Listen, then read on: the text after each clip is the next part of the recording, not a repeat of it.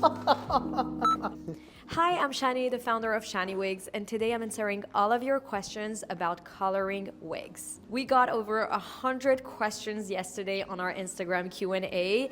Everyone wants to know what it takes to color a wig, if you can color any wigs, and obviously what are the damages involved in coloring wigs. I have today with me Dominique, our coloring in-house expert, and he's gonna answer all of your questions. I feel like coloring hair is kind of being in the kitchen. Would you say that? Yeah, it definitely gets the same messy as in the kitchen. With some foil? Yeah. That's interesting. First question for you that our audience is dying to know. We pride ourselves in using virgin hair only for our wigs, but when you do color the wig, it processes, right, chemically. Yes. So what is the difference between getting a processed wig or getting a virgin hair that will get colored after? So the difference between processed and virgin is the process they're already getting through like a very harsh process. They bleach, they chemically treat it. They usually do like a perm to make them straight, make them wavy. And the virgin hair, they come as they are, so they're virgin. So you have like much more space to do whatever you want, and they still gonna stay healthy. Right. Okay. So in the processed hair, you don't know the integrity of the hair has been super stripped out. So once you start coloring them, that's why it like turns green. Yes, and usually you don't even know like what hair they're using. So it Right. can be like black, curly, and they just put like a perm on it, so it's straight, and they just color it. And then if you're gonna bleach it, you're surprised what's under, you know? Oh, okay. Got it. Yeah. Understood. Okay. What does it damage the hair if you color it, even though it's virgin hair? So I would say it's the same like your own hair. If you like overcolor it too much, it's gonna get damaged. But if you gonna use the right products, and can I say like the brands also? Like Yeah, the name? absolutely. Okay. Talk to us Okay. about the brands. Talk to us about your favorite brands and also your process to color wigs and have them stay healthy. So every time you're gonna do something chemically on the wig, you should use, I'm using Olaplex. It's basically rebuilding the structure of the hair, and that's what they should use if they like bleach or like do whatever with the wigs. It's just like... So really using top quality product, making sure that we're not overdoing it. Yeah. Will keep the integrity of the hair. Actually, I have another question for you. One of our members on Instagram asked us if you can use K18 Olaplex on a wig. Yes, I'm also using K18 and I love it. It's really good. Oh, that's great. Yeah. Well, shout out to Olaplex. Maybe they'll sponsor our next Right. video. Okay, what would you absolutely not do on a wig when it comes to color? Highlight them or bleach them like all over again and again, like do the highlights over the old highlights. Okay, how many rounds of highlights and bleach can you do on a wig? I would say like 2 is the like 100% safe. Okay, by the third time, Like, yeah, because you're gonna like basically over bleach the old highlights, so that's what's gonna happen if you do it like, let's say you already did it twice and you're gonna put third time, Yeah. so the hair can get really like break. yes. Right. Okay, so when it comes to highlight and balayage a wig, I want everyone to understand that when the hair is bleached and it's highlighted, if let's say after a few months it oxidizes and it becomes orange, we don't need to reapply the bleach. It's called toner or glazing, is that correct? Yeah, like a toner. Okay, so Yeah. doing the toner is safe for the wig. Yeah. It's only if you have to re-bleach and redo highlights on the wig. Yes. Understood. Okay, so I actually it brings me to the next section of this Q&A, which is oxidation, which is basically the sun, the air, and the time the color gets oxidized and will turn yellow or orange, which is so annoying if you are blonde, but even if you're brunette, I feel like for brunette, we can get away with a little bit more time without having to tone or glaze our wigs. But for blondes or wigs that have highlights because they have been previously bleached, it's going to need toner or glaze, I would say every 6 to 8 months. Yeah. How to avoid oxidation? Well, tell us a bit about what it is, oxidation, how to avoid it, and what is the best way to bring back the color to the wig to where it was. So you can use, there's like so many products you can use, so you're gonna avoid to get like yellow, to get the orange.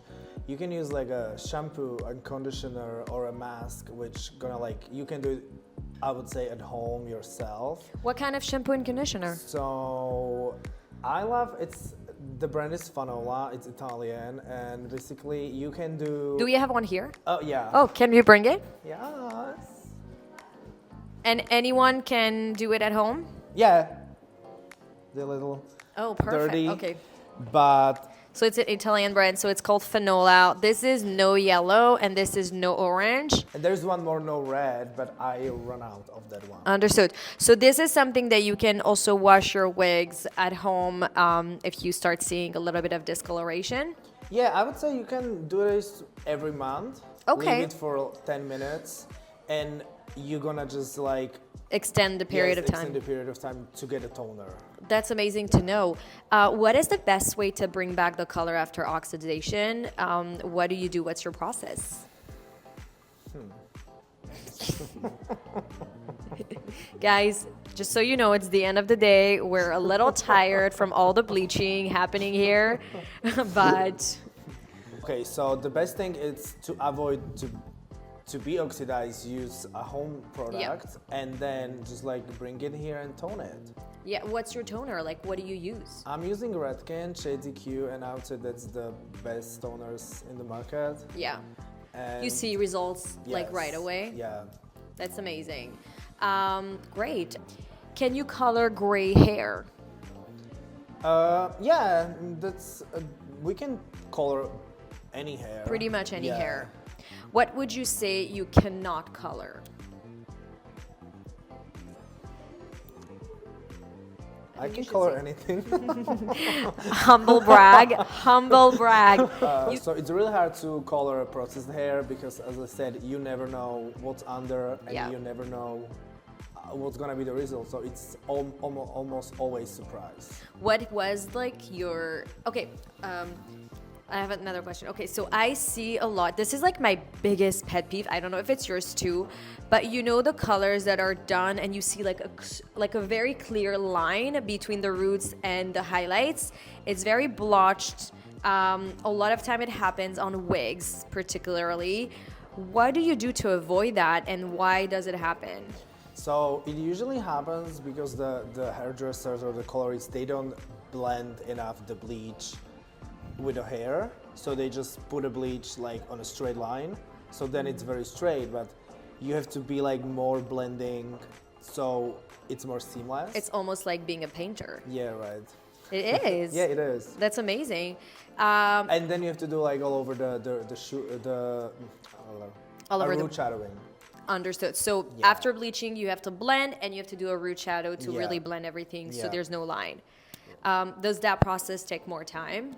Yeah, it takes more time. So I think that's maybe some of the people, they don't do that because they just like want. They're you just know, fast. Yeah. Are you good at painting? Yeah. Were you good before coloring? I was always good. Yeah. Okay, humble brag. No, I'm joking. Humble brag No, number actually, two. I don't know how to paint like with a. You don't. I can. Only with the brush for Yeah. colors.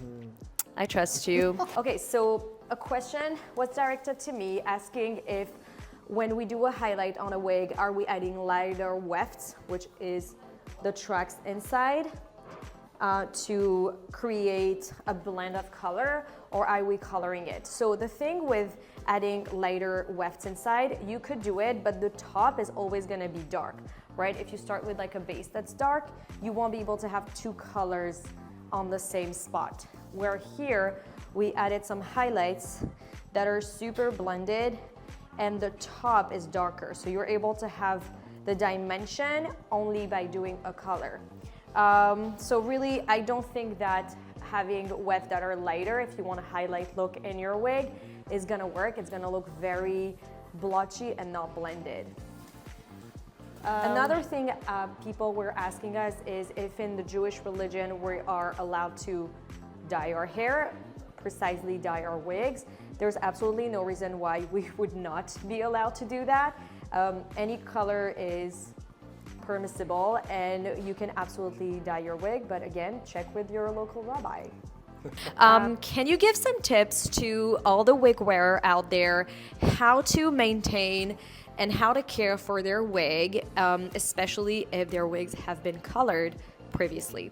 So I would say take care of your wig as it's your own hair.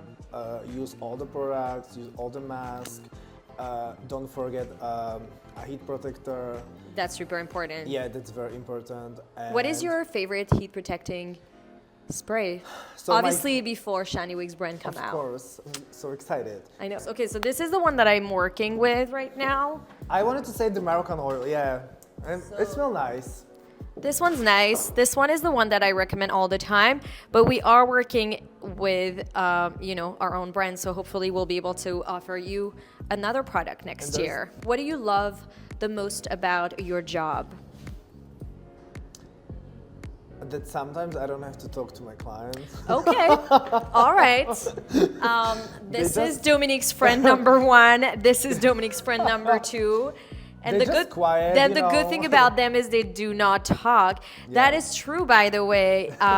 If you're a hairstylist, shout out to all the hairstylists that are watching us. They're always happy. They don't They're like, always oh my God, happy. the water is too cold, too hot. You know, like you That's can true. do They're just whatever. like happy to be here and Yeah. happy to be colored, and so nice. And you can like listen to music and watch a podcast while you're coloring the hair. What is bleaching knots, and would you recommend it? What are the maintenance and upkeep? Give us the whole tea. Okay, so there's a lace on the cap of the wig, and when you ventilating the hair on the lace, they usually have a darker knots. Yeah. And you want to bleach them so they're gonna become invisible, so the wig is gonna look even more natural, right? Okay. Why would someone not bleach their lace? Because they don't wanna have any extra maintenance. I would Yeah. say. I found that bleaching knots is, while it looks really natural for a few weeks, it will turn yellow and orangey really quickly.